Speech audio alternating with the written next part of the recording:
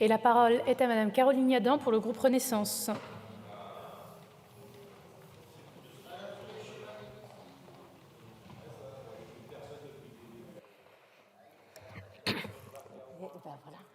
Voilà, je suis là, rassurez-vous. Madame la Présidente, Madame la Première ministre, Mesdames et Messieurs les ministres, mes chers collègues, je suis au regret d'annoncer aux auteurs de la motion de censure dont nous discutons que même les meilleures choses ont une fin. Le terme de la navette du PLFSS pour 2024 marque en effet celui des simagrées et des postures insoumises et frontistes aux dépens de notre sécurité sociale. De la préférence nationale conditionnant les aides sociales aux tombereaux de taxes étouffant notre économie, des bidouillages douteux d'Ondam aux invitations massives à la fraude sociale, le rideau tombe désormais sur l'une de vos mascarades budgétaires. Les admirateurs de la première heure peuvent néanmoins être rassurés.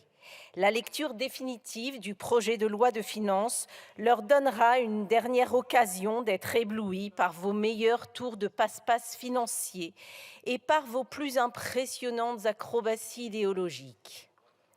Nul doute que ces derniers ont également apprécié les épisodes remarquables que vous leur avez donnés à voir en parallèle des discussions budgétaires. Prenons par exemple votre niche parlementaire LFI, laquelle s'est tenue, je vous le rappelle, la semaine dernière, et plus particulièrement la proposition de loi du collègue Bompard. De prime abord, l'examen d'un énième texte aussi démagogique qu'inconséquent ne constituait pas une intrigue prometteuse. Mais vous êtes, malgré tout, parvenus à en faire un moment pour le moins pathétique de la vie parlementaire. Mais rendons à César ce qui lui appartient. Si l'ordre du jour vous réservait la tête d'affiche, le Rassemblement national vous a remarquablement donné la réplique, maîtrisant, comme l'on sait à la perfection, son second rôle toujours fidèle à vos côtés. Tandis que la majorité présidentielle s'évertuait tant bien que mal à protéger les consommateurs de vos idées saugrenues, la NUPEN, la nouvelle Union populaire, écologique et nationaliste, a finalement été empêchée in extremis de mettre en branle sa terrible machine à créer de l'inflation. Que de suspense et quel coup de théâtre, le tout en préservant un heureux dénouement pour les Françaises et les Français. Vous n'avez décidément aucun talent. Mais prenons un autre exemple plus proche de nous.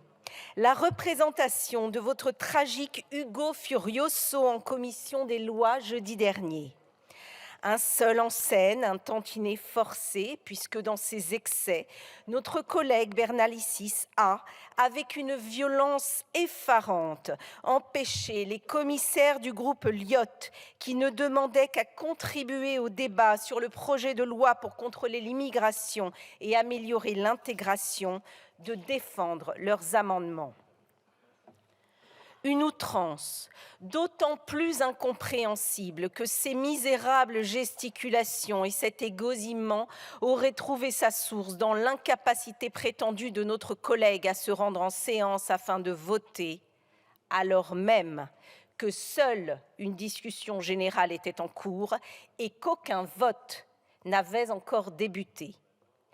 Collègues insoumis, nous savons que chez vous, la voix d'un seul peut sans peine couvrir celle de tous les autres, ou plutôt de ceux qui auraient le malheur d'exprimer des opinions contraires aux siennes.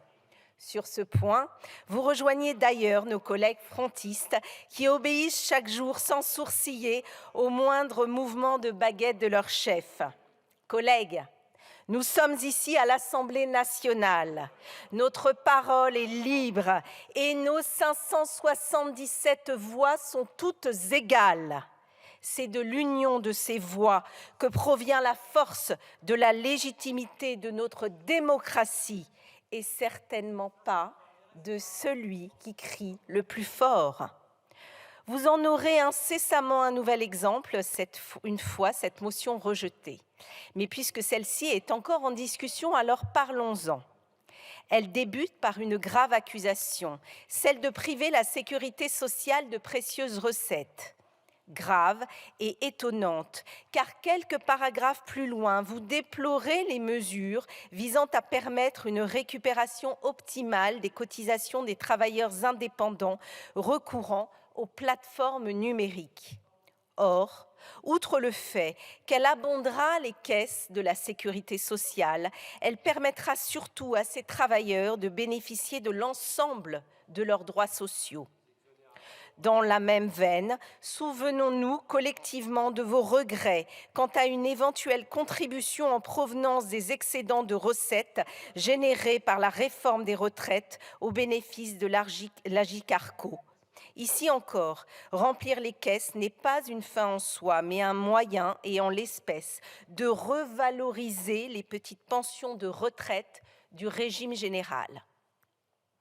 Collègues, l'on ne peut que vous comprendre difficilement lorsque, d'une part, vous nous accusez de servir docilement les intérêts du patronat et que, d'autre part, vous applaudissiez des deux mains certaines de ces décisions lorsque celles-ci vont dans le sens de vos desseins politiques. La myopie qui guide vos accusations ne s'arrête pas là, puisque vous prétendez que nous soutenons sans contrepartie les intérêts de l'industrie pharmaceutique. Si tant est que vous en êtes capable, je vous invite à faire preuve de bonne foi pour une fois. Ce PLFSS comporte, et vous le savez, de nombreuses mesures visant à responsabiliser les acteurs de ce secteur, et ce, dans l'objectif clairement affiché d'assurer notre souveraineté sanitaire. Même constat concernant le financement de nos hôpitaux. Si vous êtes visiblement capable de partager le constat effectué par le président de la République lui-même, comment expliquer que vous ne parveniez pas à saluer le recul de sa part de la tarification à l'activité engagée en ce sens par le texte ? Admettez que cela est quand même très curieux. Bis repetita, concernant vos griefs en lien avec l'attractivité des métiers du soin et du lien. Voilà maintenant plusieurs années que nous œuvrons en faveur de la revalorisation de ces professionnels. Ce projet de loi de financement de la sécurité sociale traduit d'ailleurs les engagements récemment pris par le gouvernement, notamment pour une meilleure considération du travail effectué la nuit et les week-ends par les soignants. Je passerai rapidement sur la référence indécente à une fraude sociale fantasmée dont on sait qu'elle représente un manque à gagner pour la sécurité sociale de l'ordre de 17 milliards d'euros. Un jour, sans doute, comprendrez-vous que chaque euro se trouvant dans une poche où il ne devrait pas être contribue à priver un autre assuré des droits auxquels il pourrait prétendre. Néanmoins, il convient de souligner que le plus intéressant dans votre motion n'est pas tant ce qu'elle contient que ce qu'elle ne contient pas précisément. Vous omettez sciemment de mentionner que ce PLFSS que vous dénoncez contient des mesures de justice sanitaire et sociale, à l'instar de la prise en charge des protections périodiques réutilisables et des préservatifs pour les jeunes de moins de 26 ans, ou encore de l'extension de l'attribution simplifiée de la complémentaire santé solidaire aux bénéficiaires de certains minima sociaux. Vous omettez sciemment de mentionner que ce PLFSS que vous dénoncez contient des mesures permettant de renforcer l'accès aux soins, à l'instar de la faculté nouvelle pour les pharmaciens de délivrer sous conditions certains antibiotiques, ou encore la possibilité pour les services d'accès aux soins de mettre en place des réponses spécifiques en matière de psychiatrie.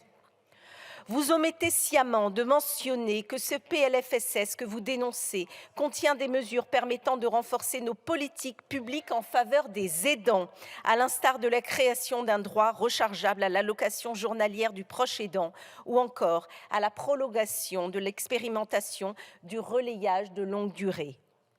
Je vous épargnerai la liste exhaustive de ces avancées majeures, lesquelles sont légion dans ce projet de loi de financement de la sécurité sociale pour 2024.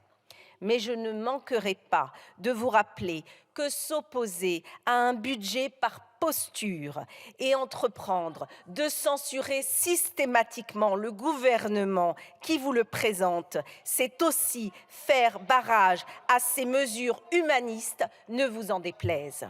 Bref, cette dernière prestation dans le cadre du PLFSS est à hauteur de toutes les autres. Mention passable, il est temps de se reprendre d'ici 2027, à peine d'exclusion. La route est manifestement encore longue et le temps vous est compté, collègues des oppositions. Aujourd'hui, comme hier et comme demain, pas de raccourci pour vous. Vous échouerez à faire chuter le gouvernement de Madame la Première ministre, à laquelle nous réaffirmons notre entier soutien et notre confiance toujours renouvelée. Je vous remercie. Merci, Madame Yadan. Chut, s'il vous plaît.